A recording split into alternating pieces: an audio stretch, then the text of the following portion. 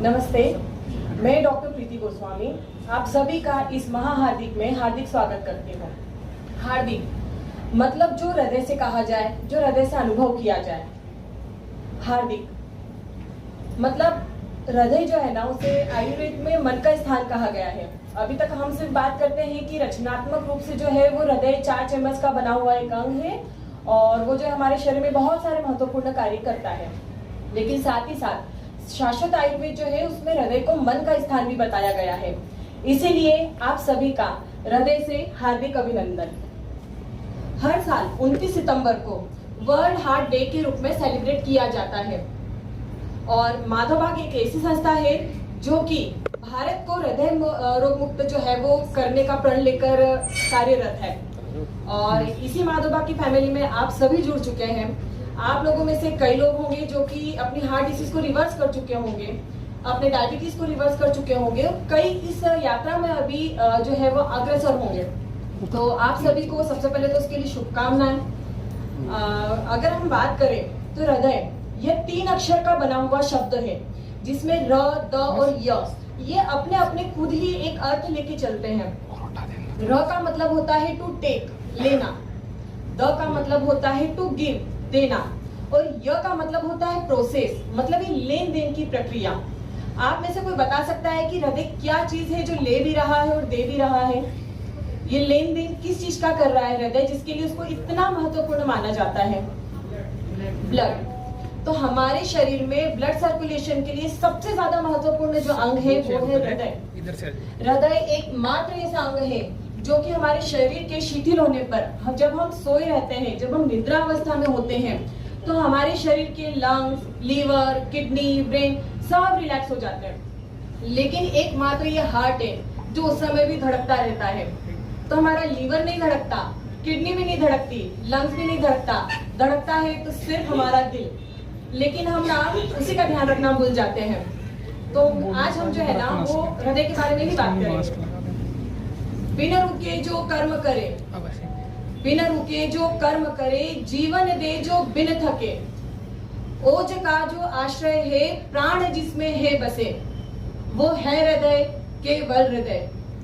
जो थक गया कभी अगर, जो रुक गया कभी अगर, जो थक गया कभी अगर, जो रुक गया कभी अगर, तो ओज हम में न रहेगा, प्राण हम में न बचेगा। इसीलिए रोज सुबह करते रहो सैर, मनाओ अपने हृदय की खैर। सैर पर रोज जब जाओगे अपने हृदय को स्वस्थ पाओगे, अपने हृदय को स्वस्थ पाओगे। आप में से कितने लोग हैं जो डेली जाते हैं वॉकिंग के लिए? ताली तो बजा देते हैं। जाते हैं, लेकिन शाम को जाते हैं, लेकिन जाते हैं। तो माधवबाग एक यही चीज है, जब आप माधवबाग आते हैं ना तो सबसे पहले डॉक्टर द्वारा यही पूछा जाता है, डेली का वॉक एक्सरसाइज कुछ करते हो क्या? नहीं करते तो शुरू कर दो। तो जब आप माधवबाग में आओगे ना तो आपको समझाया जाएगा कि आपको अगर डायबिटीज है, अगर ब्लड प्रेशर है, अगर मोटापा है, या फिर आपको कोई हार्ट प्रॉब्लम हुई है, तो वो आपको रिवर्स करना क्यों जरूरी है।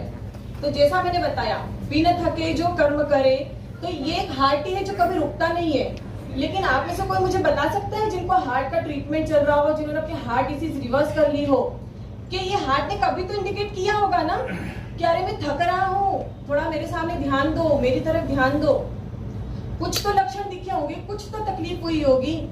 कई बार ऐसा होता है कि हार्ट अटैक आया था, ऐसा डॉक्टर ने बताया। तो आप में से कोई बता सकता है अपने एक्सपीरियंस, अपना अनुभव कि हाँ मुझे ऐसा हुआ था कभी, तो डॉक्टर ने बताया आपको तो हार्ट का प्रॉब्लम है। किन किन का यहाँ पे हार्ट डिसीज का ट्रीटमेंट चल रहा है, रिवर्सल किया है? तो आप में से कोई एक अपना अनुभव शेयर करेंगे? कोई भी? सांस लेने में दिक्कत होती थी, ठीक है, आप बताएं अंकल जी।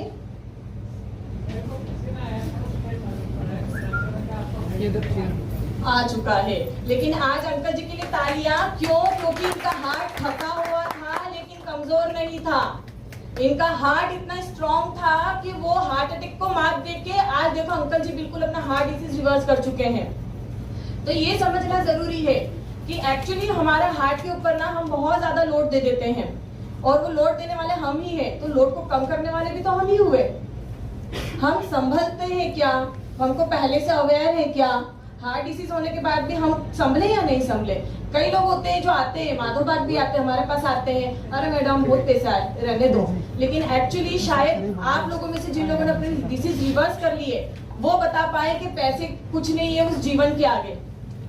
क्योंकि आज आप लोग जो बैठे हो वो heart disease, diabetes, blood pressure को रिवर्स करके बैठे हो। तो जैसा मैंने बताया कि ये एक चीज मैंने बोली थी, ओज। ये किसी को पता है यहाँ पे ओज क्या होता है? नहीं। पिछले 2 साल से हम इसी पे बातें कर रहे हैं। ओज, इसका हमारे शरीर में होना बहुत जरूरी है। अगर हम आयुर्वेद में बात करें तो ओज बहुत ही बड़ा विषय है। लेकिन इम्यूनिटी सबको पता है, पिछले 2 साल से हम यही सुन रहे हैं, अरे इम्यूनिटी बूस्टर मेडिसिन लो, अरे आपकी इम्यूनिटी कम है तो कोरोना हो जाएगा, इम्यूनिटी हर जगह इम्यूनिटी। तो ये जो ओज है ना, उसको आयुर्वेद में अगर हम देखें तो इम्यूनिटी कहा जा सकता है।